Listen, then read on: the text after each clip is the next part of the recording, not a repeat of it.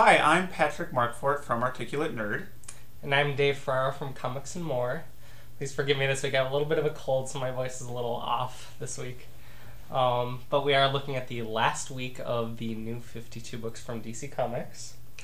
We have 6 titles that we're going to review this week, so let's just get right to it, I guess. First book we're looking at is Aquaman, one of the bigger books that came out this week. This is from Geoff Johns and Ivan Reis. And this is a character who I feel like hasn't really worked in a while in comics. You know, they've tried to like relaunch it a few times, but they kind of actually make fun of it a little bit in this book, like that character, because he's like nobody's favorite superhero. But obviously they put Geoff Johns on this book, who I read recently that he says Aquaman is cool.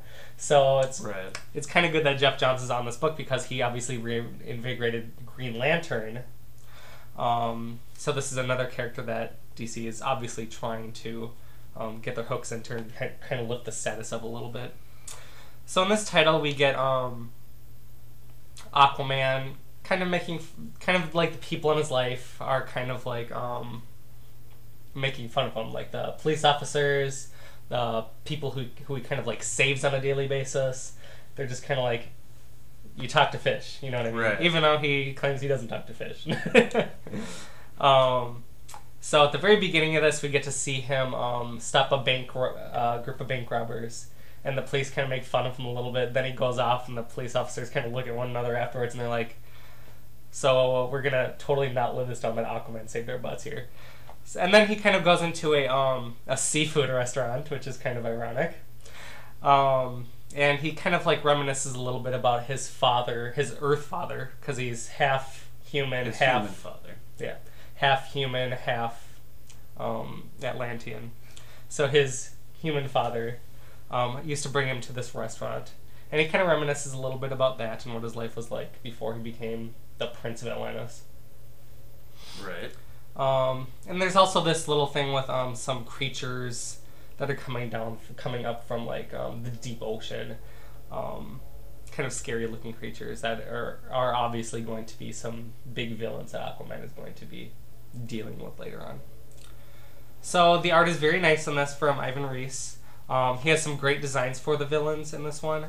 I always think that those underwater like deep sea creatures are really freaky looking, you know, that they show on like those Animal Planet like specials and stuff. And he really captures and evokes that a lot in these new creatures, the designs for these new creatures. I really like that. Because they are really scary. I mean, they have the big teeth and, you know, the big eyes. And also they're kind of transparent. Yeah, their skulls. Yeah, you can see their skulls through their skin in this just because their skin is so, like, light and thin.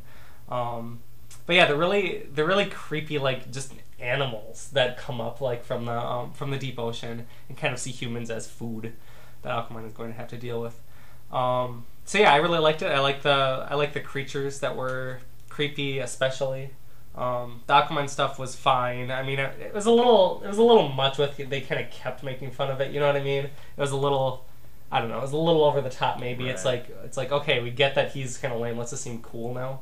Yeah. And I think the few things that where they did try to see him shine, he was pretty cool. Like when the bank robbers were like shooting at him and it just kind of bounced off him, and then one like hit his head and he just kind of glared at them. I thought that was like a cool scene. I don't know. What do you think? I did like Aquaman quite a bit. I sort of liked it in spite of itself, or in spite of myself, because I agree with you. I think they hit that note of the perception of Aquaman in the DC universe versus the reality of Aquaman a little too hard. I'm not a big fan of when superhero books comment within the book about the character's popularity or status or perception in the world of the comic, when that sort of matches the real world perception of that character, if that makes any sense. So, for example, okay, yeah, so, I mean, for us in our world, for some people, Aquaman is kind of a joke, right? Like, there's been Saturday Night Live skits and sketches, as I mentioned, in this comic book. And, you know, Aquaman is kind of thought of as kind of lame, kind of a joke character, especially compared to the Justice League. He talks to fish and he's underwater. He doesn't really seem like that cool or modern of a character. That's the perception that we might have of Aquaman, us in the real world. But I don't think if you actually did live in a world where Aquaman actually existed, you would necessarily have that perception of him. And I'm just not a big fan of when they do that in comics. I've seen them do that before, where a character may have a certain level of popularity or lack thereof in our world, and they make that a story point in the comics. I'm not a big fan of that for whatever reason. I also felt like because Geoff Johns hit that note so hard, he is a very serious, badass Aquaman here, right? And he makes it very clear that, no, I do not talk to fish. That would be stupid if I would talk to fish and they were like my little friends. What I actually do is and he has a more kind of scientific, more realistic sort of explanation for that. At the end of the book, it seems as though he and Mira are going to abandon Atlantis, so Atlantis won't be a part of it as much, presumably. Aquaman makes it very clear he does not need to be submerged in water.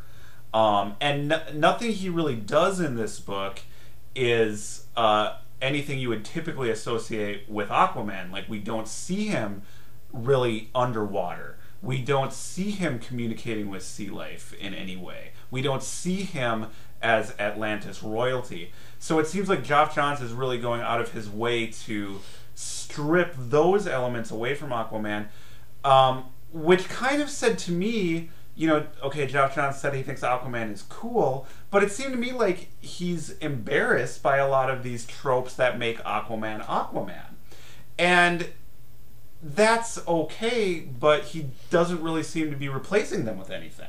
So I felt like, while I did like this issue, it was very much less about who Aquaman is, according to Geoff Johns, and more about who Aquaman is not.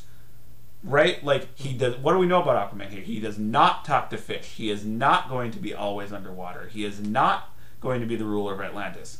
What's left? He's kind of really strong, invulnerable, tough, a very serious guy.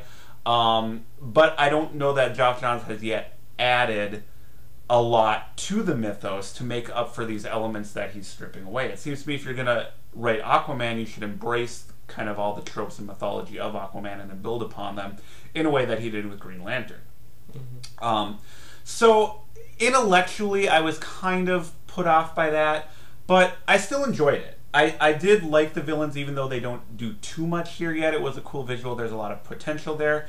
And I guess potential for me is really what it comes down to at this point. Before I read this, I was excited about the idea of Geoff Johns writing Aquaman for the reasons that you mentioned, the kind of work he did with Green Lantern. And I like Aquaman. I don't think Aquaman's lame. I think he's a cool character. I love the visual of Aquaman, and I'm glad they went with a kind of classic, slightly updated approach to his costume. It's a great costume, I think. I really like Aquaman's look. And I guess I still feel the same way as I did before I actually read the issue. I'm still excited to see what Geoff Johns will do with Aquaman. I just hope going forward now he can kind of relax a little bit on going out of his way to convince everyone about what a badass Aquaman is and how he's not this goofy 60s character, and just get on with the business of telling cool Aquaman stories. So I guess that's kind of my take on it. I did like Ivan Reis's artwork. I mean, he's not a great artist, but he does this kind of work pretty well. Kind of the same approach he took on a lot of his work with Johns on Green Lantern. Kind of the kind of classic image style art that we've seen a lot of in these DC books, and this kind of more grotesque kind of horror approach to a lot of the villains, which is a big thing in Green Lantern. So even though I had a lot of qualms about John's approach to this particular issue, ultimately I'm looking forward to this run. I did, like I said, I did enjoy it, kind of despite itself. Does that make sense? Yeah, that makes sense. Yeah, and I mean, obviously, this is intentionally a book to try to find Aquaman, like what he is. You know what I mean? Right. So I don't know. I think him stripping away that kind of stuff is okay. But if he did seem as cool before, then why is he taking it away? Yeah, it just seems like he was going out of his way to be like, you know, oh no, Aquaman doesn't talk to fish. That's obviously stupid, and we're not going to deal with Atlantis and all. That's silly. You know, it's like, well, you kind of figure people who are picking up Aquaman are. You don't have to convince them Aquaman's cool. Like, I already bought the comic. Like, I know Aquaman's cool. Just start telling the Aquaman stories, which I think Geoff Johns will do. Yeah. I have enough faith in him as a writer. I could have probably skipped this initial stage of bending over backwards to tell me what a badass Aquaman is. Yeah, I feel like a lot of the DC, out of all the DC New 52 books, I feel like this is more of like a prologue than a lot of the other ones. Yeah, you know, Geoff Johns has actually, his 3 books have kind of taken that approach a little bit. They've all been fairly straightforward, kind of stripped down versions of these characters. He's not hitting you right away with kind of some over the top crazy idea or twist. You know, he's kind of easing into these stories, kind of starting with some blank canvases. But I think he's going to build some pretty good stuff out of it. So ultimately, I do definitely recommend Aquaman.